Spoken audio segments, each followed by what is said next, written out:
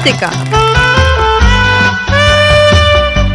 આ પાવન અવસર પર શ્રી સિદ્ધાચલમ ટ્રસ્ટ પરિવાર તરફથી તેમને જન્મદિવસની ખૂબ ખૂબ શુભકામનાઓ અને હાર્દિક આશીર્વાદ। પરમાત્માની કૃપાથી તેમનું જીવન સુખ, શાંતિ, સમૃદ્ધિ અને સારા સ્વાસ્થ્યથી સદાય ભરેલું રહે।